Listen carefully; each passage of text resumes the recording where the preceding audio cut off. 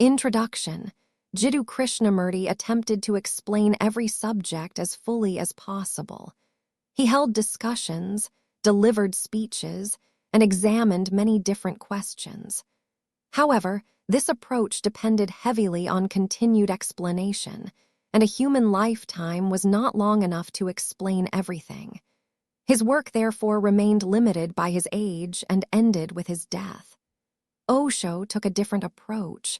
Although he answered people's questions, his main purpose was not to explain every subject through words.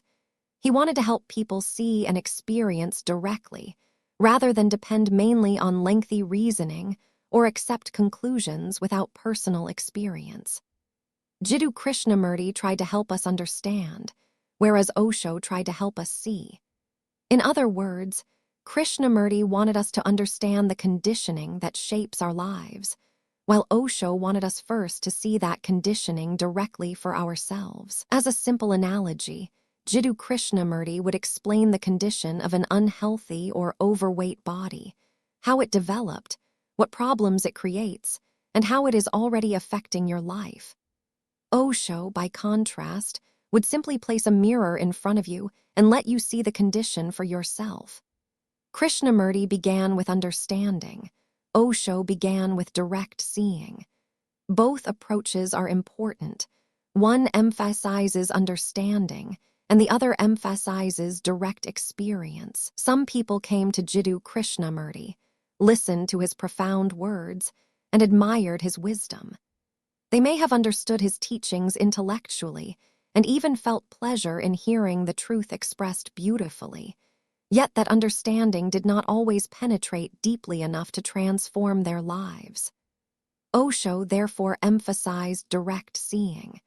Instead of allowing people merely to enjoy wise explanations, he wanted them to encounter their condition for themselves. Yet direct seeing alone may also be insufficient. A person may clearly see that their body is unhealthy and still continue overeating, because they remain attached or addicted to their habits and way of life.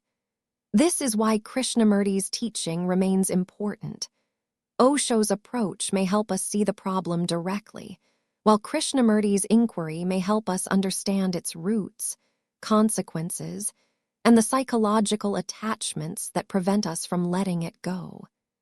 Seeing and understanding can therefore complement each other. On enlightenment, Krishnamurti generally avoided words such as enlightenment and meditation practices because he believed they could become misleading ideals.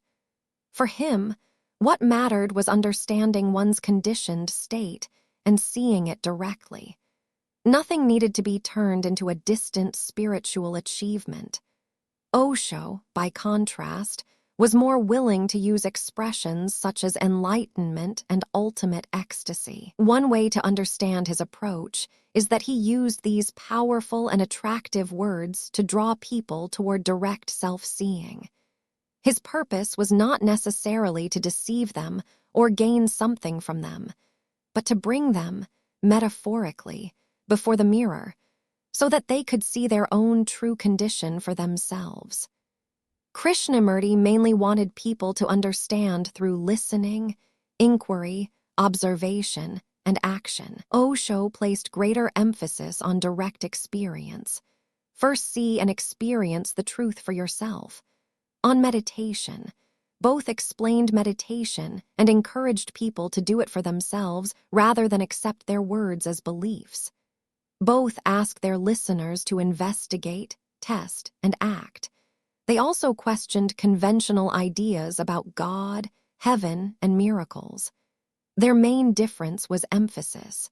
Krishnamurti leaned more toward explanation and understanding, whereas Osho leaned more toward practice and direct experience. Krishnamurti tried to explain the ocean from every possible angle. Osho wanted to throw us directly into the ocean. Author's word. 1. One must understand and realize one's own conditioned state in this life. 2. With right wisdom, one must then put aside everything. 3. One must look directly into the mirror of self-awareness and see the truth for oneself. 4. That is all. For a deeper exploration, readers may consult my other books to understand Osho and Jiddu Krishnamurti more fully. However, it is best to read their own works.